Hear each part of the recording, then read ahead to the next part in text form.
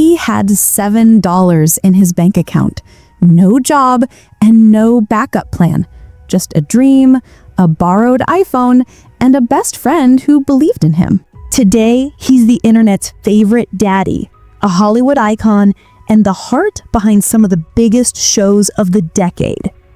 But Pedro Pascal's rise to fame? It started with exile, heartbreak, and a tragedy that nearly broke him. This isn't just a story of success. It's a story of survival, loyalty, and the power of holding on when the world says let go. Stay with us, because once you know what Pedro's been through, you'll never see him the same way again.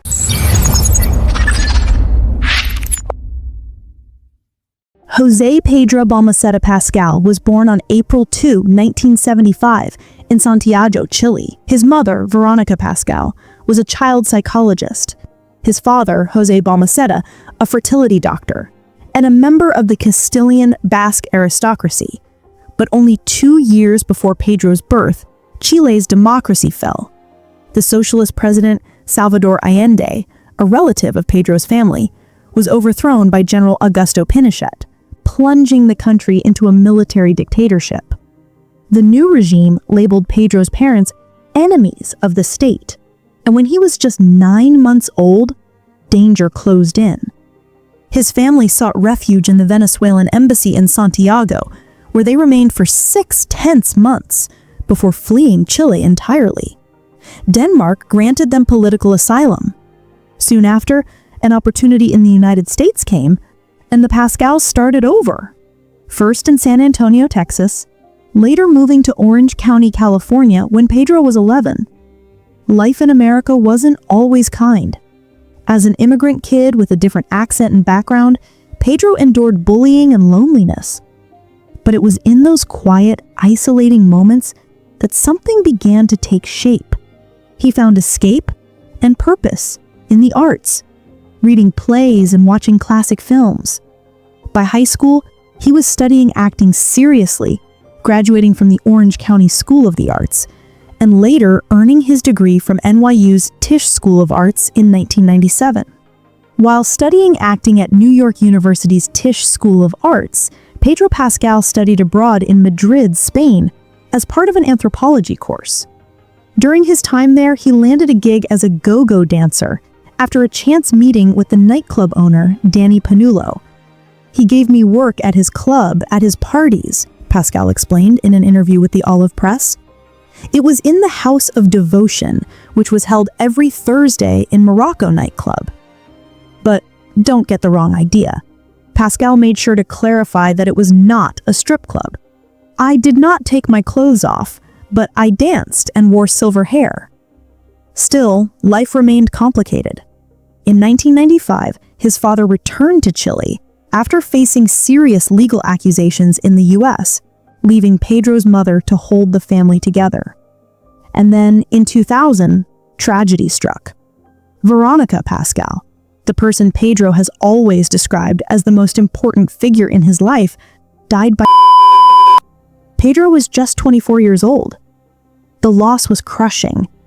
Yet, amid his own grief, he and his older sister Javiera had to step up and care for their much younger siblings, Nicholas and Lux.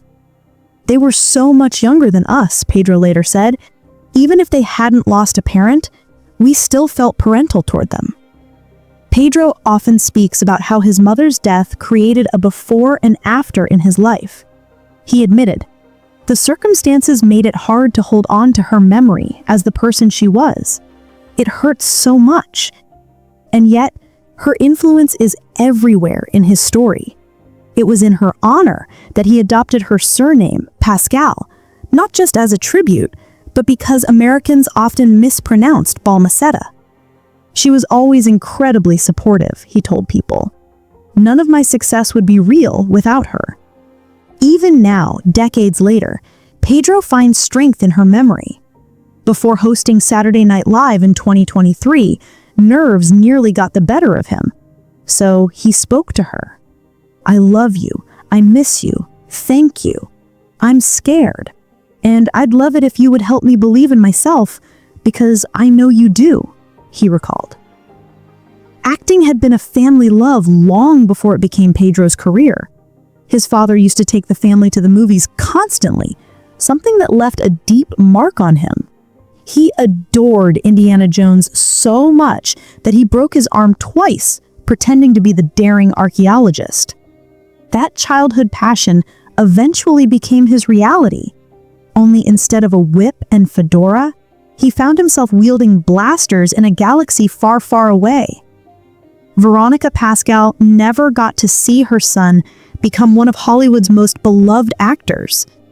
But through every role, every performance, and every moment of vulnerability, Pedro carries her with him.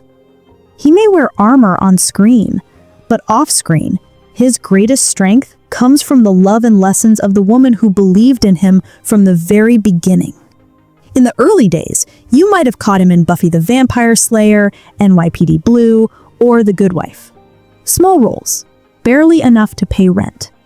And when the acting gigs didn't come, Pedro worked in restaurants until he got fired. Again and again, almost 10 times. There was even a time when he had less than $7 in his bank account. No money for food, no money for a doctor, just empty pockets and a dream that refused to die. But Pedro wasn't alone. His best friend Sarah Paulson, who met him way back in 1993 during his very first month in New York, would literally hand-hard her own per diem money just so he could eat. They went to movies, chased celebrity sightings, and once ran into Woody Harrelson in a park. Friendship, magic, and hope, even in the toughest times. Then, everything changed. In 2014, Pedro heard about a role in Game of Thrones, Oberyn Martell, a character fierce, magnetic, unforgettable. But here's the twist. He didn't even audition in a studio. He taped himself, on his iPhone, in selfie mode. And guess who made sure it reached the right people? Sarah Paulson. Again. She sent it to her friend Amanda Peet, whose husband just happened to be the show's co-creator. That iPhone video, it landed Pedro the role that would change his life forever. From there, the rise was unstoppable. Narcos, The Mandalorian, The Last of Us. Roles that weren't just jobs, they became cultural moments. Fans saw a man who could be a fierce fighter one moment and a protective father figure the next. Today, Pedro Pascal is one of Hollywood's most beloved stars. But he never forgot the lean years, the friends who believed in him, the $7 in the bank, the vertical iPhone audition. Every moment, a step toward the dream. And that is why Pedro Pascal's story isn't just about fame. It's about resilience, friendship, and never giving up even when the world tells you no. Pedro Pascal became Mr. Fantastic in the Fantastic Four movie after a series of events led to the role being offered to him.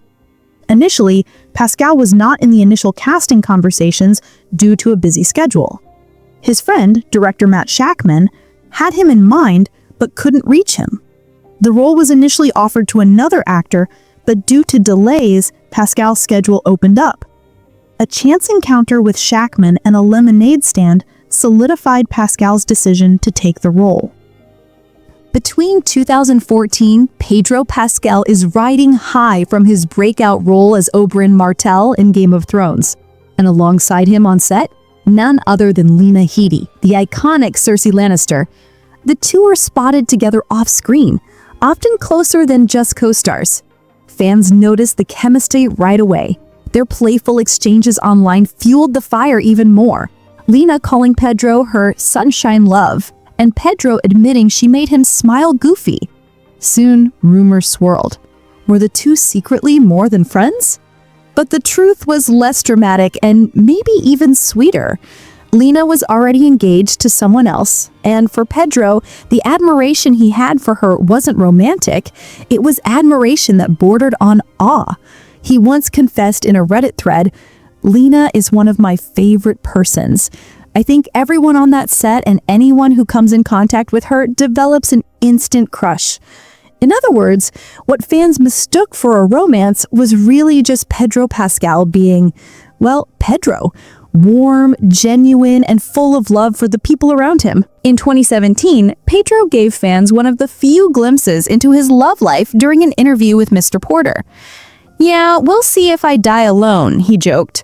But there was truth behind the humor. He admitted his last serious relationship had ended 3 years earlier, and even if he wanted love, his schedule didn't allow it. Pedro isn't one to half-heartedly commit. In his words, "It takes energy to be with someone, physical, emotional, and you want them to be happy. I haven't had time. Thank God for the internet." Fast forward to 2023, in an interview with Wired, Pedro got even more candid. Despite playing beloved father figures on screen, he confessed he wasn't built for marriage or parenting in real life. "I avoid all of it by not having kids and staying out of relationships." When asked if he wanted children, he simply shrugged. "I don't know, I like being able to imagine it." Pedro was once linked to co-star Robin Tunney after they were spotted together at an Emmys after-party and strolling through Hollywood. But Pedro quickly shut down speculation, not with denial, but with warmth. "She is a new friend. It was a really friendly set." The truth? Tunney was already engaged and raising kids with her partner. Pedro's earliest rumored romance was with actress Maria Dizia in the 90s, before either was famous. They co-starred in Law & Order, but the details are lost to time. What we do know? These were Pedro's struggling actor years when he relied on close friend Sarah Paulson, who literally gave him her per diem so he could eat. Romantic mystery aside, Pedro's closest bonds are with his friends and family. He's been tight with Oscar Isaac since 2005. He adores his nephews. They even pushed him to take the Last of Us role. And in 2021, he publicly supported his sister Lux when she came out as transgender. Fans might call him Internet Daddy, but Pedro's real-life fatherhood exists only on screen, from the Mandalorian's Baby Yoda to Joel in The Last of Us. And while he's hinted that playing those roles made him consider parenthood, he still avoids love and relationships. Pedro Pascal may never reveal the full truth about his love life, but maybe that's the point. In a world obsessed with knowing everything, some stories are more powerful left untold, with just enough mystery to keep us watching. It all started with a perfect storm. Career-defining fatherly roles, that salt and pepper silver fox look, and the kind of charming personality that makes even interviewers blush. Before long, social media exploded. Twitter threads, TikTok thirst edits, memes, you name it. Fans weren't just crushing on Pedro, they were crowning him. And the term daddy? Oh, it wasn't just a nickname. It became a movement. So big, in fact, that Pascal couldn't escape it, even in interviews. In one Vanity Fair lie detector test, he was asked point blank, who was the real daddy, him or his buddy Oscar Isaac? Pedro's answer? He's got kids and I don't, but daddy is like a state of mind. I'm your daddy. The internet screams in approval. And yes, he admitted that sometimes when he's feeling down, he scrolls through Pedro Pascal fan accounts. He even has a favorite. Somewhere, a fan just fainted. But maybe, just maybe, the obsession went a bit too far. At the Mandalorian Season 3 premiere, an interviewer asked if he'd read thirst tweets on camera. Pedro? Immediate shutdown. Nope, not doing that. Which honestly only made people want it more. Still, the legend grew. Entertainment Tonight called him the daddy of the internet to his face. And after seeing a tweet calling him a cool, slutty father, Pedro just shrugged and said, "Yep, I am your cool, slutty daddy." The crowd went wild. Whether he's reluctantly admitting he's a heartthrob, laughing at his own meme status, or refusing to play along when things get too thirsty, Pedro Pascal has become something rare, a celebrity who knows the internet is a little unhinged and somehow loves us for it. So, is Pedro Pascal really your daddy?